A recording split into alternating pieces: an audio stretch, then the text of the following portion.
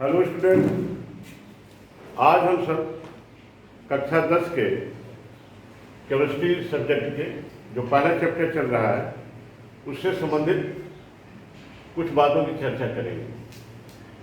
आज हम सबको पढ़ना है ऊर्जा परिवर्तन के आधार पर अपक्रियाओं के प्रकार। वैसे अपक्रियाएं कई तरह की होती हैं। कम्बिनेशन रिएक्शन होता है, डीकम्पोजिशन रिएक्शन होता है, डिस्प्लेसमेंट रिएक्शन होता है, डबल डिस्प्लेसमेंट होता है, ऑक्सीडेशन रिडक्शन रिएक्शन होता है।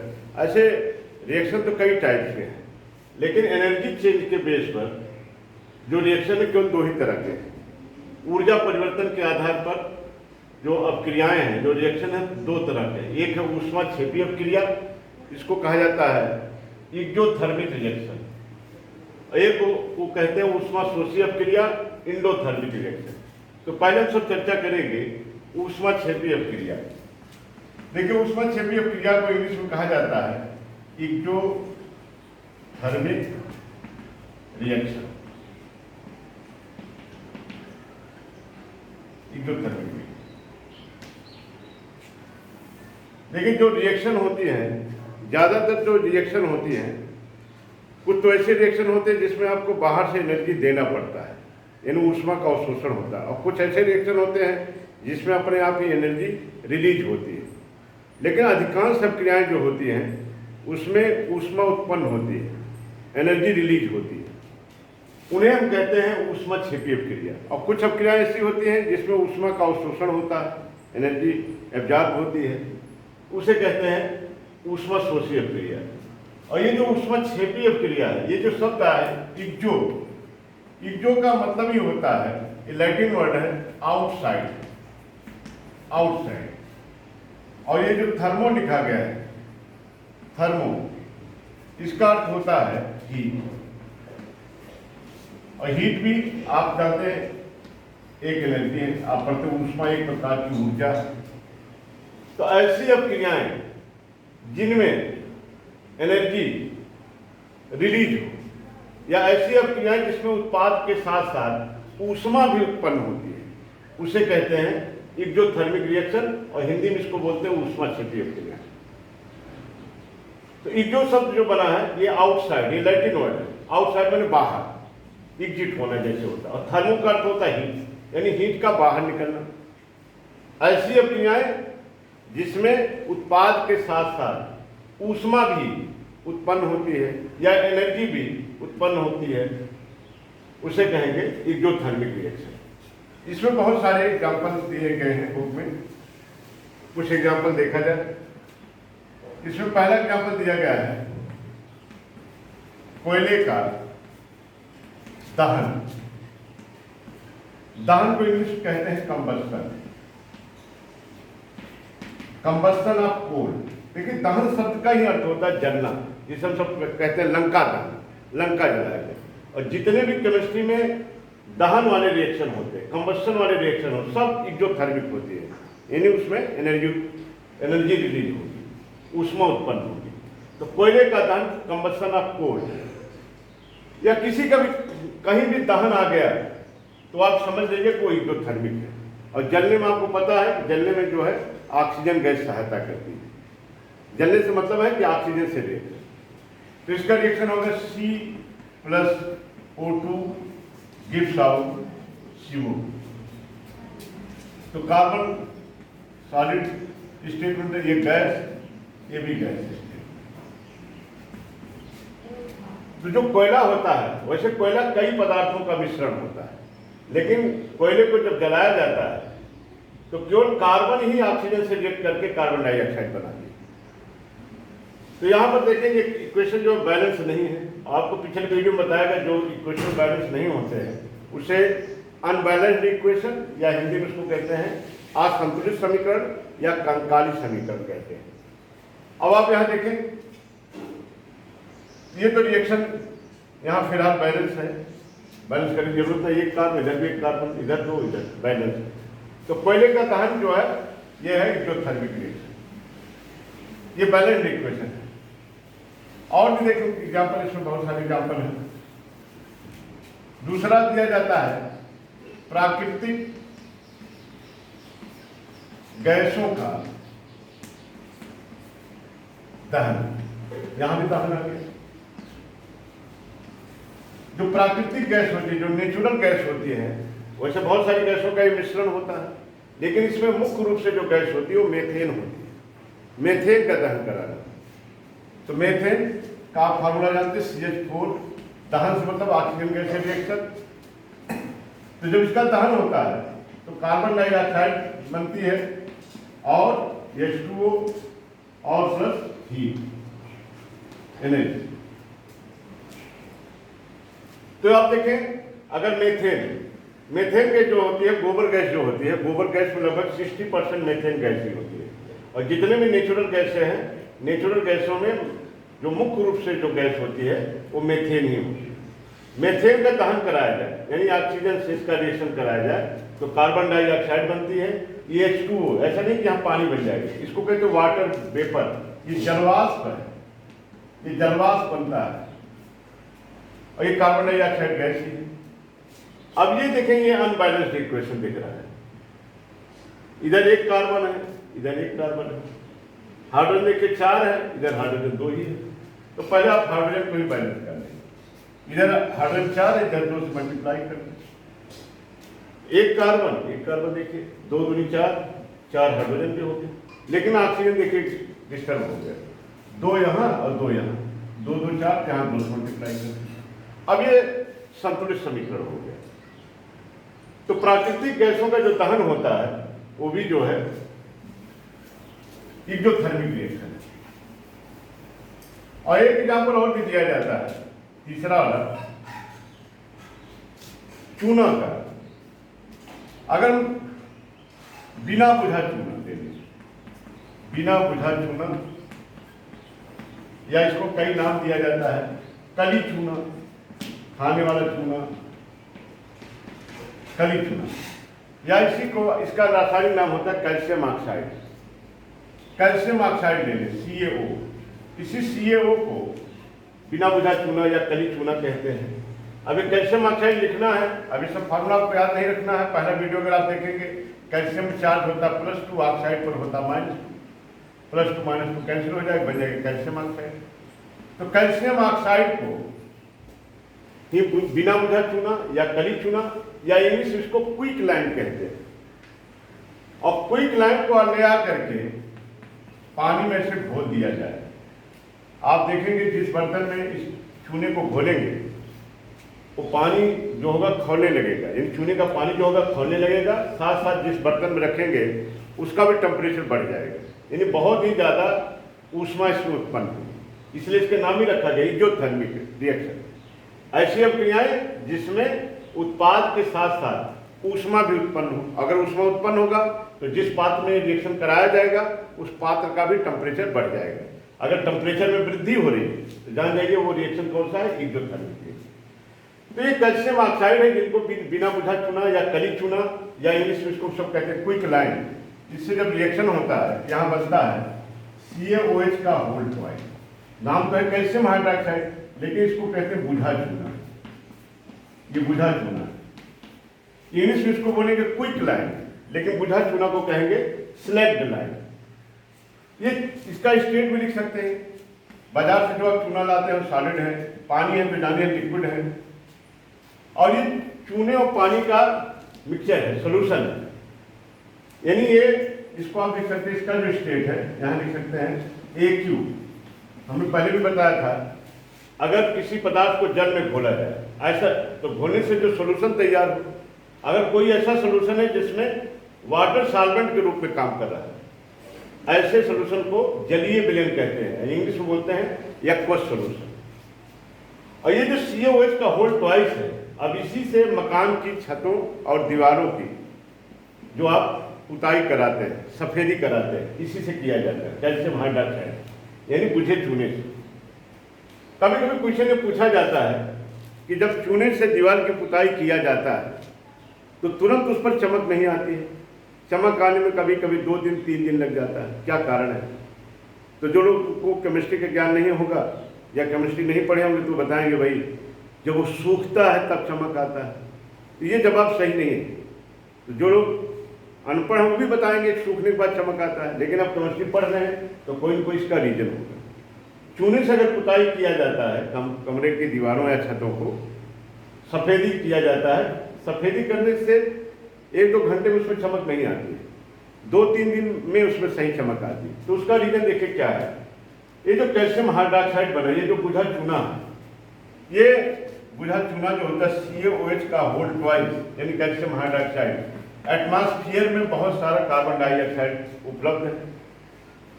तो एटमॉस्फेयर की कार्बन डाइऑक्साइड से ये रिएक्शन कर लेता है, ये बना लेता है CaCO3।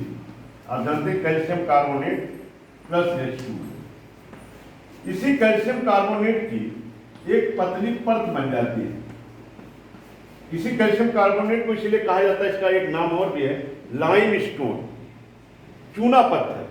ये चूने का पत्थर है। तो ये जो होगा यही एक पतली परत बन जाएगी, अगली एक परत बन जाती है, इसी वजह से इसमें चमक आती है।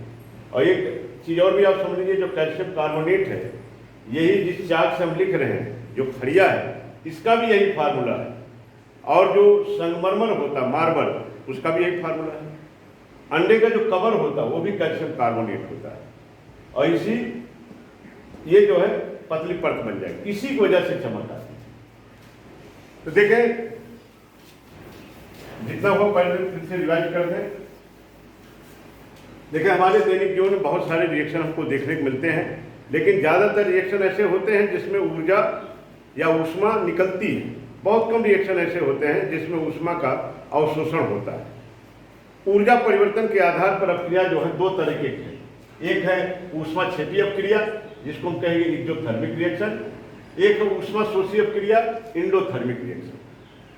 एक्सो जो आया है, ये आउटसाइड, लैटिन वर्ड आउटसाइड से बना है, और थर्मो से मतलब होता है हीट, यानी जिसमें आउटसाइड यानी बाहर को हीट निकले। यानी ऐसी अपक्रियाएं या ऐसे रिएक्शन जिसमें प्रोडक्ट के साथ साथ ऊष्मा भी रिलीज हो, ऊष्मा भी उत्पन्न हो, उसे हम कहेंगे एक्सोथर्मिक रिएक्शन। इसमें आपने पहला रिएक्शन देखा, कोयले का दहन। अगर हम कोयला जलाते हैं, C+O2 गिव्स आउट CO2। इसमें कोयले को जलाने से भी बहुत ज़्यादा ऊष्मा उत्पन्न होती है। तो कोयले का जो दहन है, ये भी एक्सोथर्मिक रिएक्शन। जिसमें भी दहन आ जाए वो जान लीजिए एक्सोथर्मिक रिएक्शन। प्राकृतिक गैसों का अगर आप दहन करते हैं, और प्राकृतिक गैसों में आपको बताया गया कि मुख्य रूप से जो होती है मेथेन गैस होती है। तो CH4+O2 गिव्स आउट CO2+H2।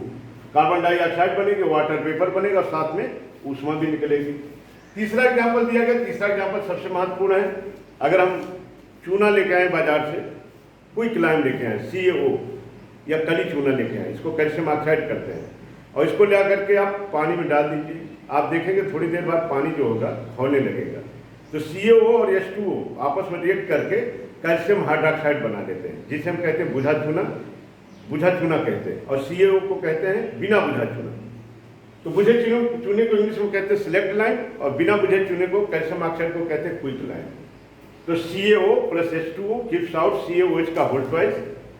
तो ये एक्वस फॉर्म में आ जाएगा। अभी इसी CaOH के होल ट्वाइस से मकान की दीवारों और छतों पर सफेदी किया जाएगा।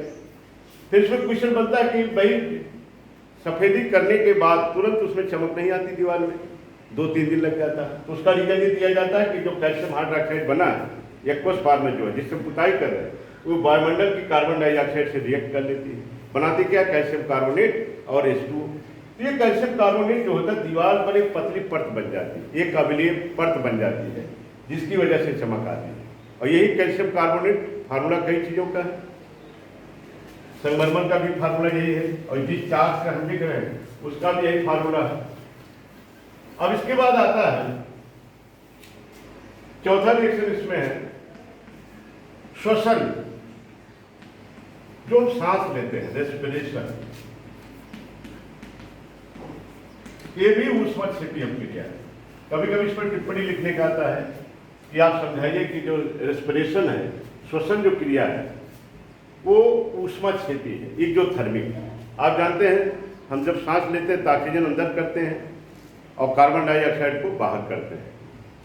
इसी को सामान्य रूप से कहते हैं श्वसन या सांस लेना, रेस्पिरेशन। देखिए इसमें होता क्या है, इसको आप समझिए। हम जितने भी प्राणी हैं, जिंदा रहने के लिए, जीवित रहने के लिए भोजन करते हैं, और भोजन से ही हमको ऊर्जा मिलती है। और भोजन करते ही तुरंत ऊर्जा नहीं मिलती। भोजन करने के बाद जैसे मुंह में आपने भोजन लिया, भोजन का पाचन मुख से ही शुरू हो जाता है। पहले भोजन छोटे छोटे टुकड़ों में विभाजित होगा अंदर, और आपके बॉडी में भी एसिड बनता है, HCl हाइड्रोक्लोरिक एसिड अमाशय में बनता है। तो भोजन छोटे छोटे टुकड़ों में डिवाइड हो जाएगा। और आप जानते हैं जो भी मीठी चीज़ खाते हैं, जैसे आप आलू खा रहे हैं या रोटी खा रहे हैं, कोई मीठा चीज़ खा रहे हैं, तो इन समय कार्बोहाइड्रेट होता है। तो कार्बोहाइड्रेट जो होगा पहले सरल कार्बोहाइड्रेट में डिवाइड हो जाएगा, जिसको हम सब कहते हैं ग्लूकोज। तो ग्लूकोज जो होगा, ग्लूकोज का फार्मूला जानते हैं C6H12O6। तो जो चीजें हमने खाया है, चावल रोटी जो भी खाया, उन समय क्या होता है कार्बोहाइड्रेट। कार्बोहाइड्रेट क्या होगा, एंजाइम और एसिड की उपस्थिति में इस सरल कार्बोहाइड्रेट में डिवाइड होगा। और जो सरल कार्बोहाइड्रेट है उसी को हम सब बोलते हैं ग्लूकोज। तो ग्लूकोज क्या करेगा, कोशिकाओं में जो ऑक्सीजन है, जो सांस से हम ऑक्सीजन अंदर लिए है, कोशिकाओं में उपस्थित ऑक्सीजन से ये रिएक्शन करेगी, ऑक्सीजन से रिएक्शन। क्योंकि सांस लेने हम क्या करते हैं, ऑक्सीजन को अंदर लेते हैं, और कौन सी गैस बाहर निकालते हैं, कार्बन डाइऑक्साइड। और यहाँ पर भी वाटर पेपर, और बहुत अधिक मात्रा में निकलेगी ऊर्जा। ये ग्लूकोज C6H12O6, इसका मॉलिक्यूलर वेट वगैरह भी याद रखना चाहिए। अगर आप मॉलिक्यूलर वेट निकालेंगे 180 निकलेगा। कार्बन का परमाणु भार होता है 12, 12 छक 72, इसका 12 और 16 छक्का 96। जब इसको जोड़ेंगे 6 2 8 2 10 9 1 10 17, 180 निकलेगा। ये सब याद रहना चाहिए, कभी कभी अभी न्यूमेरिकल में जरूरत पड़ेगी। तो ग्लूकोज जो होगा ऑक्सीजन से रिएक्ट करके क्या बना रहा है, कार्बन डाइऑक्साइड, वाटर पेपर और ऊर्जा उत्पन्न होगी। इसी ऊर्जा से हम सब काम करते हैं। जो हम भोजन लेते हैं उसमें भी एक तरह से देखा जाए कि ग्लूकोज का कंबस्शन होता है, एक तरह से कह सकते हैं ग्लूकोज का दहन होता है। उस दहन के उपरांत ही ये ऊर्जा उत्पन्न होती है। तो इसको चाहे तो आप बैलेंस भी कर सकते हैं। C6 6 कार्बन इधर सिंगल है, 6 से मल्टीप्लाई कर सकते हैं। हाइड्रोजन देखिए 12 है, तो यहां से यहां भी 6 मल्टीप्लाई कर दिए। कार्बन हाइड्रोजन तो बैलेंस हो गए, लेकिन ऑक्सीजन डिस्टर्ब हो गया, 6 दूनी 12 और 6 18, यहां भी 6 से मल्टीप्लाई कर। तो श्वसन को एक बार फिर से समझ लें। जितने भी प्राणी होते हैं जिसमें जान होती है, वो जिंदा रहने के लिए भोजन करते हैं, क्योंकि भोजन से ही हमको एनर्जी मिलती है। तो जो कुछ भी हम सब खाते हैं उसका पाचन के बाद ही ऊर्जा उत्पन्न होती है, और भोजन का जो पाचन होता है मुख से ही शुरू हो जाता है। तो जो कुछ हमने खाया तो भोजन में होता है कार्बोहाइड्रेट, और कार्बोहाइड्रेट क्या होगा, पहले सरल कार्बोहाइड्रेट में डिवाइड हो जाएगा। एंजाइम और एसिड वगैरह की उपस्थिति में शरीर में HCl भी उत्पन्न होती है, एसिड भी उत्पन्न होती है, एंजाइम भी कुछ होते हैं। तो कार्बोहाइड्रेट को पहले किस में चेंज हो जाएगा, ग्लूकोज। और ग्लूकोज क्या करेगा, कोशिकाओं में जो ऑक्सीजन है, जो हमने सांस के द्वारा ऑक्सीजन का अंदर लिया है, वो ऑक्सीजन से इसका रिएक्शन होगा। एक तरह से कह सकते हैं ग्लूकोज का दहन होगा। तो अगर आपसे पूछा जाए श्वसन क्रिया क्या है, तो आप कह सकते हैं ग्लूकोज की दहन अभिक्रिया का विशेष नाम ही श्वसन है, ऐसे भी आप कह सकते हैं।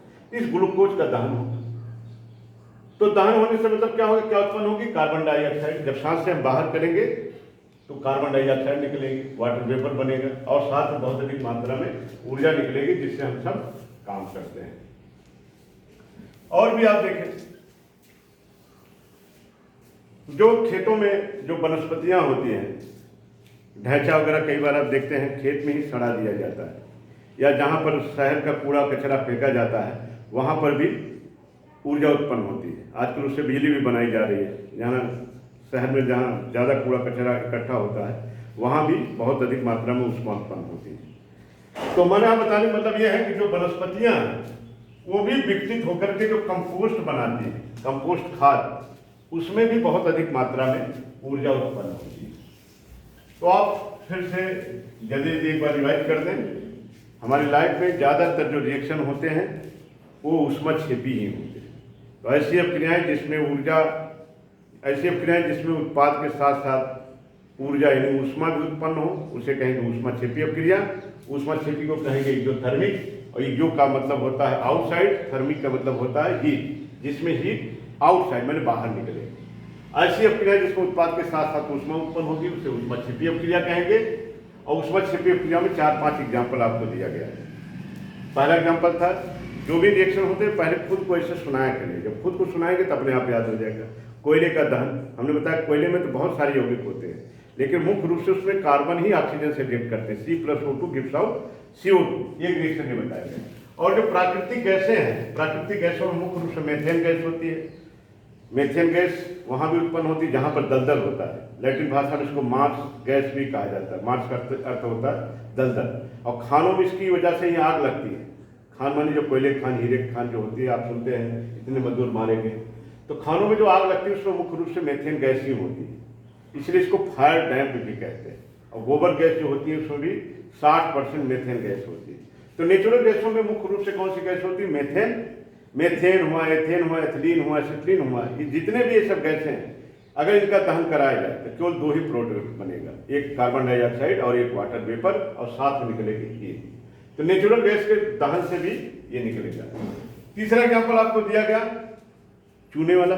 चूने को अगर आप पानी में डालें तो कैल्शियम हाइड्रोक्साइड का एक्वस सोल्यूशन तैयार होगा। आप देखेंगे पात्र गर्म हो जाएगा जिस पात्र में रिएक्शन होगा।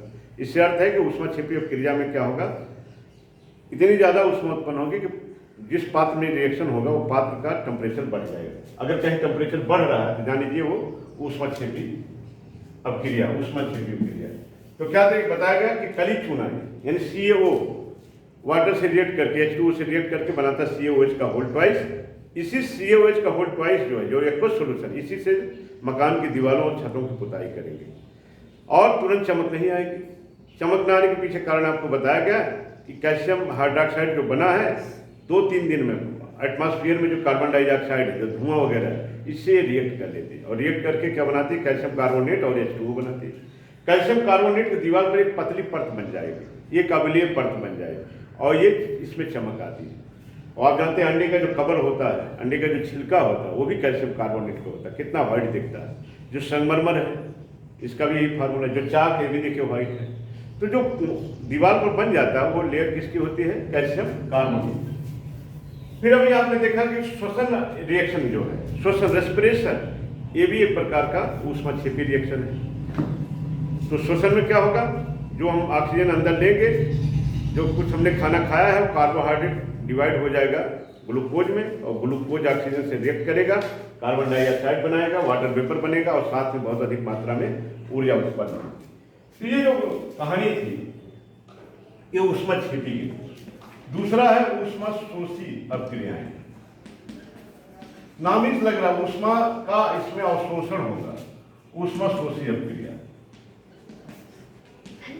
ऊष्मा का एब्जॉर्प्शन होगा, इसको इंग्लिश में कहते हैं इंडोथर्मिक रिएक्शन। कुछ ऐसे रिएक्शन होते हैं अगर 2 सब्सटेंस को आपस में मिला दीजिए तब भी रिएक्शन नहीं होगा। आप चाहे नाइट्रोजन और नाइट्रोजन ऑक्सीजन को ऐसे मिला दें, आप सोचें दोनों लगभग इनर्ट गैस से होती है, रिएक्शन ही नहीं करेंगे, कुछ बनेगा ही नहीं, मिला के बैठे रहिए।